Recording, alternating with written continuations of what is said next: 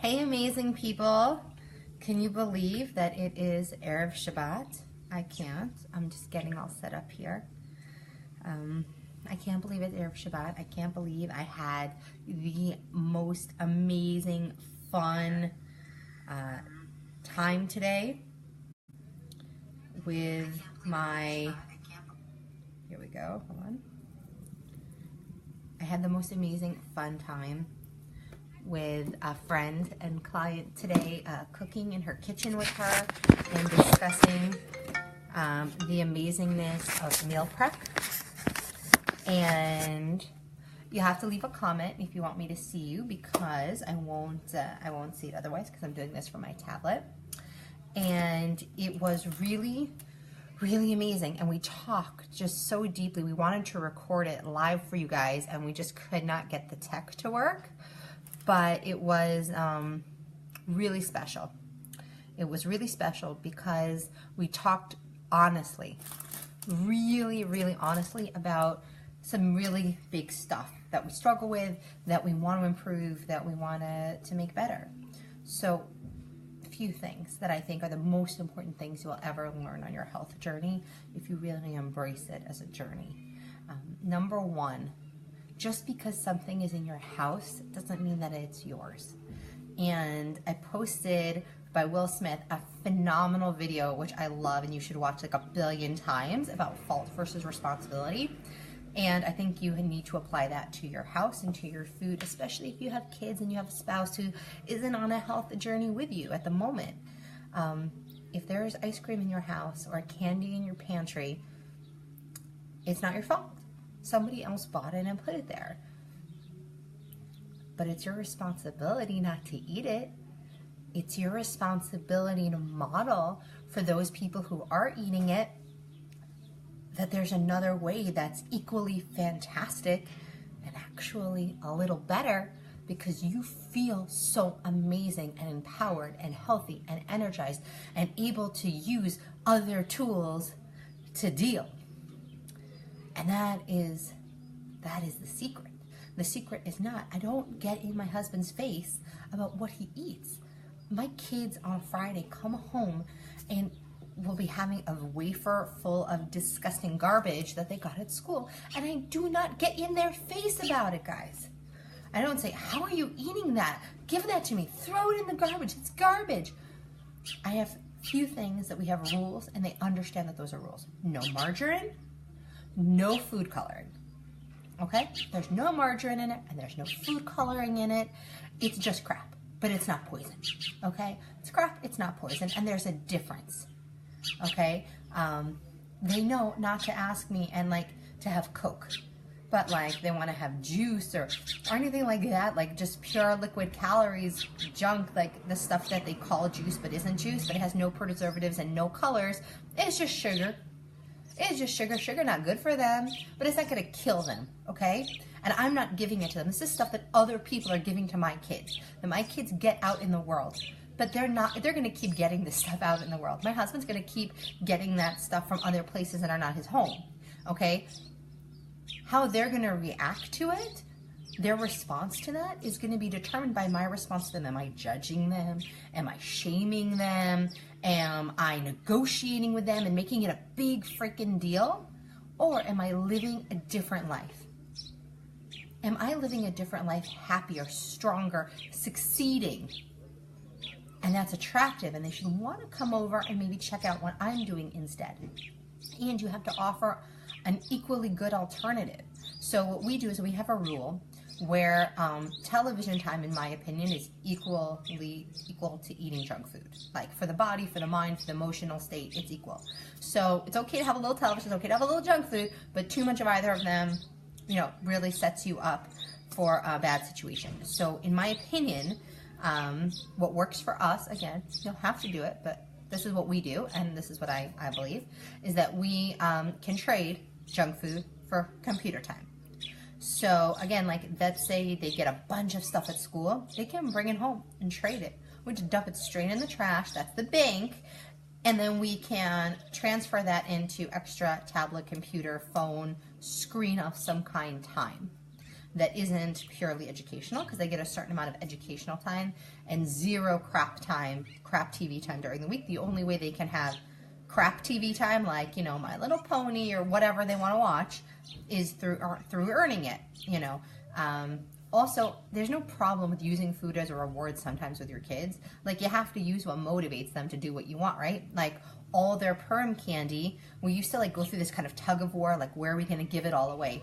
Now they're on board. We give everything away we don't want. We save the best stuff, and then they earn it as a reward each day for doing something for Pesach.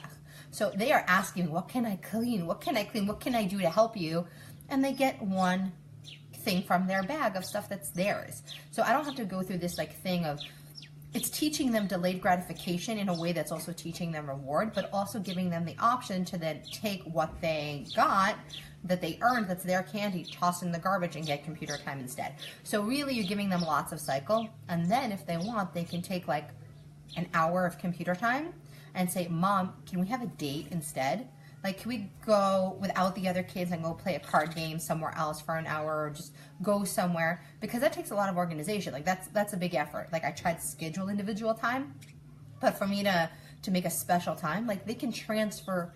So you're giving them levels to upgrade, levels to evaluate their needs and their wants and their desires and move forward with that.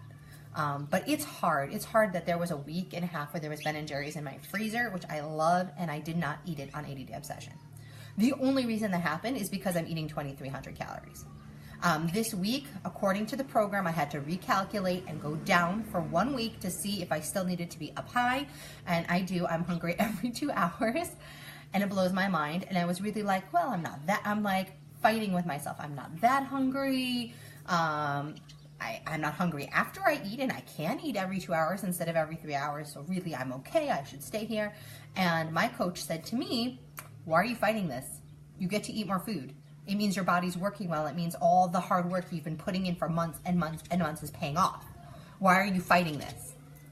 Well, because I didn't lose weight. You lost 15 inches. I know, but I didn't lose weight. Freak the scale. Kick it to the curb. Kick it to the curb. We have no other choice because success is not on the scale. This shirt is a size 2. I would never have purchased this shirt for myself. I would have looked at myself in the mirror and said, wow, you're finally hitting that size 3. Amazing. And I would have stayed in a baggy size 3 instead of wearing a fitted, not too tight, size 2 shirt. Now, does every size 2 in the universe fit perfectly yet? No. We're getting closer. Okay? That's incredible when I haven't lost any weight, but I lost 15 inches in 2 months. 15 inches. I've never lost so many inches in my whole life. But this is, again, where the journey is more important than the inches.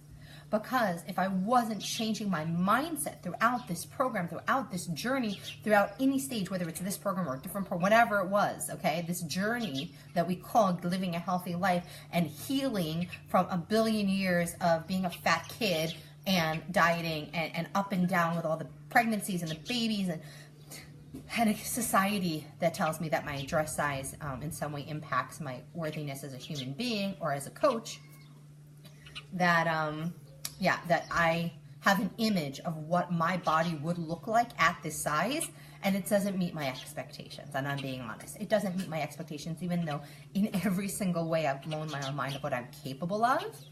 It doesn't meet my imaginary expectations. And if I wasn't as excited about the non-scale, non-inch victories that I have won, that have changed my life and my mindset and my family and my kids along the way, it would be a pretty sad place to be. And that's what happens when people lose a lot of weight and they get successful and they gain it all back. It's because the image of what they thought they wanted isn't there. When I coach people and I ask them, and they say, I want to lose weight, I said, what does that look like? Like, what would your life look like if you would lose weight? And they're like, well, I would be so put together and everything I tried on would look good. And it's, I would just feel so confident in my job. Does that have anything to do with weight loss? No, but in their mind, and if they lose 10 pounds and they feel no more confident in their job because they didn't apply that same discipline to their job, or they didn't actually go buy themselves new clothes or invest time in organizing their day so they have time to put themselves together, to look put together, they're never going to feel happy with that weight loss. They're going to put the weight right back on and figure they must have done something wrong. They need to do it again so they can feel this superpower that they're supposed to feel when you're at your ideal weight. There is no superpower. There's no superpower that happens at our ideal weight. The only superpowers we get is whatever we pick up along the way, whatever we develop in the journey to lose weight and get in shape. That's the superpower you get at the end. And that's why actually it's a kind of a blessing when you have baby weight, because you need all these life skills that you need to like maintain a healthy weight, and the discipline sometimes, and the daily need to put yourself first, and self-care and prepping food. You actually need all that as a successful parent who's taking care of themselves. So as much as we hate that, like if I hadn't put on this much weight in this pregnancy because of my hormone issues, and I didn't have to really change my whole mindset, not just around my nutrition, because I was already eating very clean. You know, I wrote the Sugar Detox 7 years ago. And if I would tell you that I'm in the same place now as I was 7 years ago, you shouldn't hire me to be your coach. So my challenges today are not my challenges 7 years ago. But I have challenges because I have more kids now. My kids are older now. I got kids with ADD. I have all these other challenges in my life.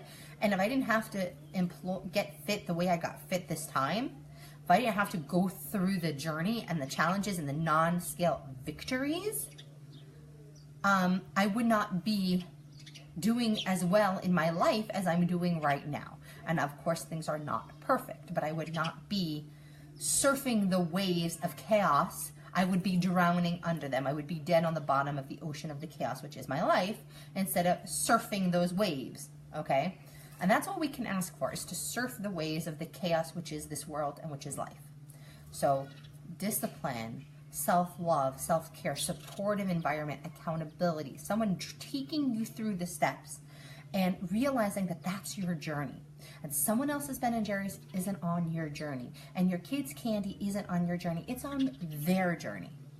And if you want to be a light and you want them to see a different way, you have to be the light that's going to show it to them. You're not the light by taking that flashlight and shoving it in their face, okay? You're that light by walking the walk that you talk. And if you don't want your kids to eat junk food all day, you don't eat junk food all day. And if you don't want your kid to hide candy in their bedroom, you don't hide your eating. You be consistent and honest. You don't have to tell them. They're not your food journal. They see and they know way more than we give them credit for. So I got some Shabbos cooking to finish up here. But these were just a few of the deep thoughts that we had and the conversations that we had about what our expectations are and what success looks like and how getting stronger and doing the moves better and pushing through and learning the life skills is the real lesson. It's not the inches. The inches should be the side benefit. And that's why I'm going back up to Plan D from 18 to 2,000 calories. That means to 2,000 to 2,300 calories. And when I repeat this whole thing, which I will do again, because I see what this journey showed me was how much more potential I have to grow. That this wasn't the end of the journey. This was just the beginning of the whole next amazing stage of my journey. And that's pretty blows my mind. I told my success partner today, after today's workout, that I hate/love it. Like I hate so much that I loved it, because I've been dreading these workouts the entire program, and the fact that I actually loved how this one challenged me, I kind of hate that, because that was like my one vestige back, that Shane, that was like that old person who hated working out so much, and I actually loved it. And the moves that are the hardest for me, I was actually secretly hating that I was glad that they were there, because I'll finally be forced to improve them. And I know that by the end of 4 weeks, I'll do better at those moves, because she's built this trust that I know I'll do better at the end of 4 weeks than I have this week. So again, like we all have our own struggle, and a lot of people feel that way when they first give up crap, and they hate how much they love how they feel without it in their life, because that means that it was really bad for them. And really, they did have the potential to do more. And that's when we have to shake off that self-judgment and that shaming of ourselves and be like, oh, because I was making these old mistakes and therefore, and I know better now, I'm a bad person now because retroactively I didn't know better. Or we think we knew better, but obviously we didn't know better enough because we didn't change our behavior. So I don't feel bad about the person I used to be. I know that person informs the person I am now. All the mistakes I've made inform the good choices I can make now and the mistakes of today. Like, I've been posting Will Smith a lot here because he's my man. I love him. And he was saying, like, fail early, fail often. Yeah, I'm no longer scared of the word failure. And that's partly from working out and embracing that. But a lot of it is just from seeing how going through Lily's Kitchen and that whole process has made me, like, just given me so many tools to pass on to other people about fast cooking and meal prep for their family, and doing things in a timely, orderly way, kitchen organization that are now so second nature, that I'm really an expert at it because I had to do it for my business. The same thing goes for my family, like what they get to benefit from because of previous failures. Not that Lily's Kitchen was a failure, but the fact that it no longer runs than we get used to could ache. But it doesn't, because I see all the amazing benefits that I got out of that experience. And that goes with every little thing. Like, the longer you live, the more you look back at your past failures and you're like, wow, like, that really wasn't a failure. That was just a learning experience I needed to get to my next step of my evolution. So if you want to hear about my only good thing being lemon water, you're going to be disappointed. But I'm still doing my lemon water. And I tell you, on the days I don't do it are the days I struggle more. It's building habit upon habit upon habit. It's not that one day you come up with a magic solution. It's over time you build yourself into your own superhero, the superhero of your own life. So I've gone on enough, but there are a lot of people who really inspired me in our groups this week, who showed up, who struggled, who realized that transformation was possible through struggle. And I just have to honor every single one of those people, my success partner, my coach, everybody who is pushing me and feeding me and filling my cup every single day. So love to you all, and have a fantastic weekend.